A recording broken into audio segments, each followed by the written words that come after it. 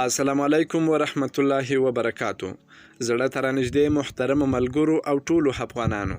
تر هر څه وړاندې تاسو او ستاسې عزتمنې کورنۍ او ملګرو ته د نیکمرغه لوی اختر د رارسېدو په مناسبت مبارکي وړاندې کوم. د مهربان الله جل جلاله دربار ته د دعا لاس لپه کوم او هیله کوم چې په دې مبارکو ورځو کې زموږ او ستاسې ترسره کړي عبادات او اطاعت او قربانۍ قبول او مقبول کړي او د همدې سپېڅلي اختر په برکت زموږ په ګران هېواد او ټول اسلامي نړۍ کې سوله او نیکمرغي راولي او خدای تعالی دې زموږ په زړونو او ذهنونو کې اسلامي او وطن دوستي روحیه پیاوړې کړي. زه هیلهمن یم چې سږنی اختر به د افغانانو او ټولې د اسلامي نړۍ مسلمانانو لپاره د نیکمرغیو پیل او د غمونو پای وي. د ټولو شتمنو او تجارانو ورونو او خویندو څخه هیله کوم چې د دې بدمرغې جګړې له امله د ولسوالۍ څخه راغلي او په ښارونو کې د بېځایه سوي او غریبو کورنیو سره تر خپل وس او توان مرسته وکړئ،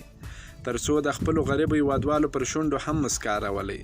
د هغو اختر هم ور رنګین کړئ، یو خو به مو خوشحالي او پدواسي، بل به الله جل جلاله در څخه راضي سي.